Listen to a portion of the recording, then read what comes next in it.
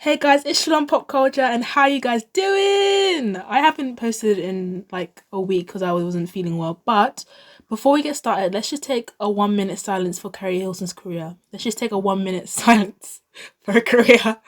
Wait, guys, let's just bow your heads, put your hands together. Let's just hold a 1 minute silence for her career because it's never coming back again. Okay, guys?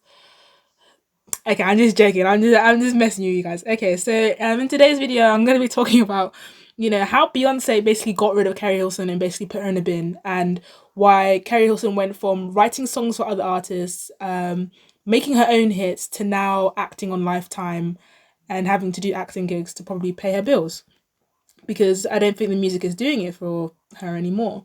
So I'm gonna get right into it. Um, their beef basically started in like 2009, and obviously I wasn't old enough to understand what was going on because in 2009 I was like 5, so I was just living my life. I didn't know this was going on until obviously I got older.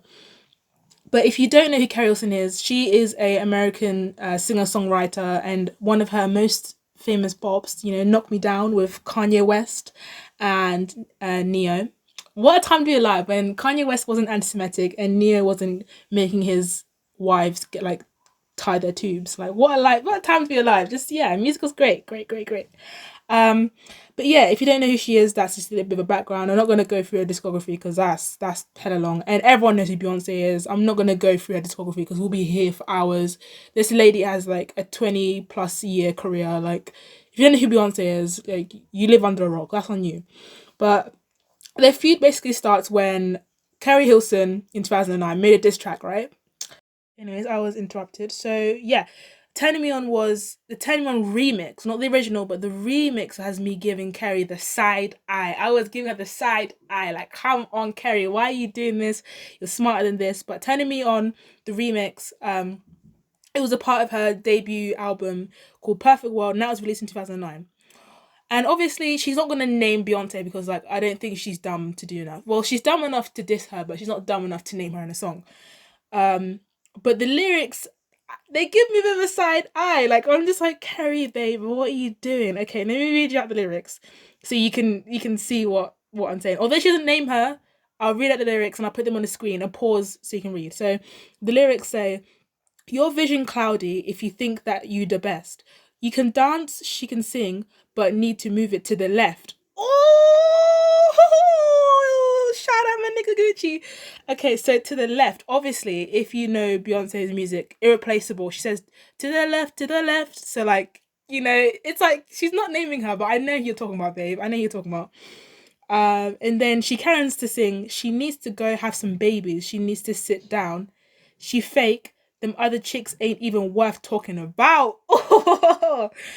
And honestly, we know this about Beyonce because, like, come on, you just name dropped one of her lyrics. Like, come on, okay, you know what I mean? And obviously, the Beehive were like, hold on a minute, you're talking about Beyonce, like, pipe the f down, Keri, because at this point in her career, she had just released her debut album. She was still and she's still working her way up, so she wasn't at a point where she can just say what she wants and get away with it, if you know what I mean. And like for years, she kept pretty mute on the fact that she was dissing Beyonce for literally years. Like she would not admit the fact that she was dissing Beyonce. It's like, if you diss Beyonce, just say it. Like just say it. Just be like, yeah, I dissed her, and what? Like, come back with a diss track. You know what I mean? Just be open. Just say it, because now she's getting hate for not admitting that she was hating on Beyonce. If that makes any sense. Okay, that sounded really complicated. But yeah, and then apparently, or it's not really apparently, this is according to the report in the cheat sheet in 2011, um, Keri Hilson and Beyonce's beef, it was still going on 2 years later, still going on. I think it even probably reached bigger heights, to be honest, at this point in 2011, because Keri refused to hold the newest issue of Juicy magazine after noticing Beyonce and Jay-Z were on the cover. Like, how petty is that? Like, come on, Keri. Like, just say that you don't like Beyonce Knowles Carter and it's okay. Like, come on. Like, make it any more obvious, okay? Um, and obviously because she's beefing with Beyonce basically like owns the industry, plus Jay-Z as well. He owns the industry. Like, come on, they're really powerful. You be lying to yourself if you said that Beyonce and Jay-Z weren't powerful and they didn't hold a lot of doors. You know, if Beyonce and Jay-Z said, tomorrow I'm going to sign you to my record label and tomorrow we're going to, I don't know, give you a top 20, they probably could do that. Just pay people around, pay people off, get on radio station, payola. They can do it. They've got the money to, they've got the time to, they've got the resources to. Like, if Jay-Z can take someone out of jail whilst they're in jail, he did that with 21 Savage. 21 Savage is in jail and he phoned, I think it was Meek Mill or something, and then Meek Mill phoned Jay-Z because he signed to Roc Nation, and Jay-Z hired his best lawyers and his best people to take 21 Savage out of jail, and now obviously he's out of jail. So if he can get someone out of jail, then, you know, anything is possible. Like I like to say, the devil works hard, but Roc Nation works 10 times harder. So don't come for me. And the hate and like the just tension got so bad for Keri because first of all, artists didn't want to collaborate with Keri because they were like, well, if you're going against Beyonce, if I collaborate with you, then Beyonce's going to think that I'm against her too, then my career's going to end up like Keri's. So no one was collaborating with her, and everyone wants to basically show their loyalty and respect to Beyonce, and side with Beyonce, basically. And no one was really publicly siding with Keri. Maybe privately, but not publicly, because obviously Beyonce would finish them and end their career. So they didn't want that. Obviously, he wants their career to be ended. But the hate was just so much for Keri that she had to tweet. She made a tweet about it. I'll put it on the screen. It was in 2013, and she said, you guys have no... She's talking to the Beehive, because the Beehive were just pushing her about. They were giving her absolute hate and like verbal abuse. And she said, you have no idea what your hateful words could do to someone's spirit. Years of verbal abuse from strangers all day long. Enough is enough. And I feel like that was like the dumbest move from Keri, because it's like, they're not going to stop. That's what they want. They want to know that it's bothering you.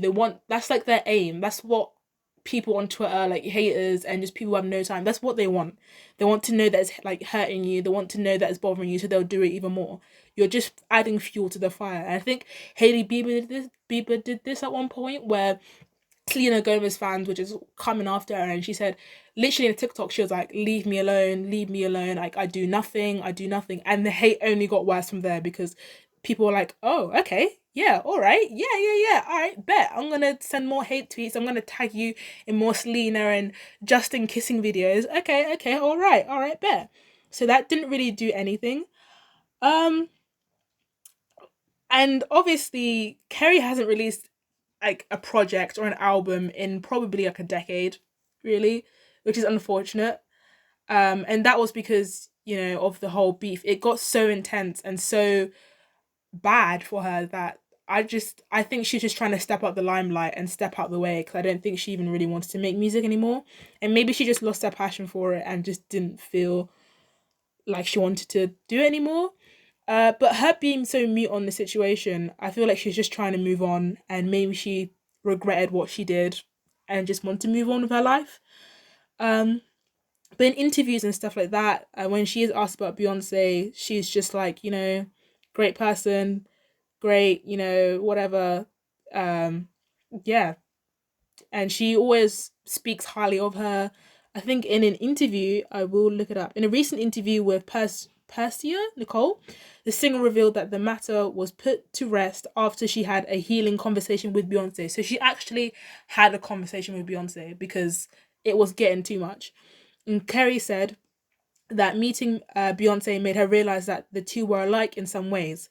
Keri revealed that she realized that Beyonce was intuitive, just like her. So yeah, I feel like Beyonce, because she just plays chess so much and she's really strategic with what she does, I feel like she just had the phone call to make it look like she didn't end her career and didn't stop Keri's bag, even though she did. But yeah, and now Keri she's not in the music industry anymore. She hasn't released a project in a decade. She's basically to herself. And if this can teach anyone anything, is do not come after the following artists. I repeat, do not come after the following artists, and I will name them. Never ever, if you're an upcoming artist, even an established artist, do not come after Beyonce. Do not come after Taylor Swift. Do not come after Ariana Grande. Do not come after um Ariana Grande, Nicki Minaj, because their fan bases are so strong. They will eat you up. They will send death threats. And I feel like that's why it was getting to the point where Keri had to post something, because she's saying enough is enough. Years of verbal abuse from strangers all day long. And imagine how much or how big Beyonce's fan base is. So she's probably getting thousands and thousands and thousands of tweets all day, every day about her music, the way she looks, how she'd be disgusted with what she did. And I'm sure she obviously regrets that now, because now to pay her bills, she has to do TV shows on Lifetime. And I think her show is called Lust. I don't know how long the series lasted, but yeah. And her likes on her Instagram aren't looking too good. So I sort of feel bad for Keri, because I feel like she she did make a mistake. I feel like she had big balls. She had balls of a ball, and I was like, you know what, F it, I'm gonna come after Beyonce and say what I want to say, and obviously that backfired. So if you're an upcoming artist, anything you need to know, do not come after Beyonce. And at that point of time in Beyonce's career, she's already established and she's already, moving up the hierarchy. So that was quite dumb on Keri's part.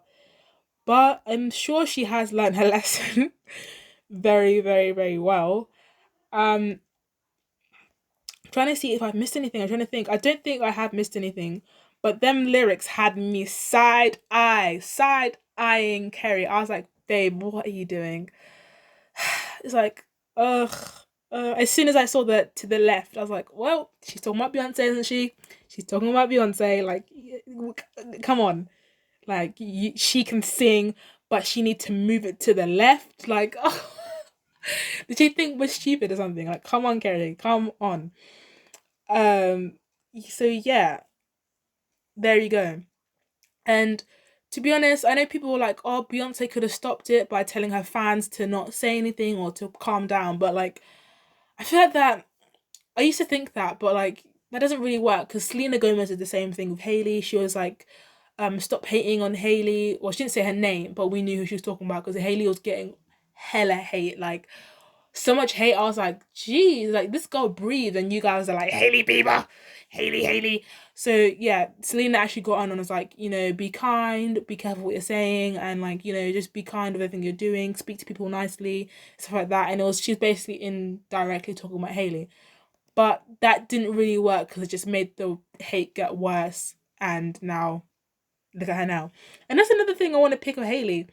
Why are you making fun of Selena Gomez? Like, I'm not a Selena Gomez fan, like, of her music, but like, she is unproblematic. She sticks to herself. She's got her own makeup thingy majig going on, and then you and like botched Kylie are coming after her, making fun of her eyebrows. Like, I saw that post. I'm gonna put it up. I really should I make a video? Because my TikTok for you page is just basically Hailey Bieber and like stuff like that. So like, that really made me dislike Hailey. I was like, okay, like, you didn't have to like sing this good music, but making fun of her appearance and stuff like that, I'm like, okay, babe, all right. Like, you shouldn't be making fun of someone's appearance when Hailey looks like she's starved half the time and Kylie is flipping botched. Like, her cheeks droop half the day. So I'm like, I'd rather like Selena than look like freaking Kylie Jenner. That's all I'm gonna say. But yeah, it was not a smart. I got very off track there. It was not very smart of Keri to do what she did, but at the end of the day, I actually commend her for being brave and actually just voicing her opinion, because she obviously had something to get out, and yeah, I don't know what she's trying to prove. Maybe Keri knew something that we didn't, and obviously she wanted to voice her opinion on how she felt about Beyonce. That's why I'd really love to be a fly in the wall in the music industry, because a lot of the things that people say, I'm like, what do you know that we don't? Like, Drake on Her Loss, when he was dissing Megan Thee Stallion and Ice Spice and stuff like that, I'm like, what does Drake know that we don't know? Like, what does he know about the situation that we don't know? Is like, what is going on? And I think something isn't adding up here. So that's what I don't know. But I tried to make this video very short. Like, comment, subscribe, and share this video. Also, check out my community tab, because I post quite a lot on there, and it's a fun. Okay, I need to do an outro, but thank you for watching. Like, comment, subscribe, share, do what you're gonna do, comment below so you can interact with me. I have a blog page which I actually did a review today on The Weeknd's Die For You remix, and I was really honest. I was proper honest. Like, I was gonna do a YouTube video, but I know the Ironator is gonna come for me, so I was like, let me just do a review on it. But yeah, I'll link it below for you guys, and I'll pin it in the comments. But yeah, thank you for watching. Shalom Pop Culture out.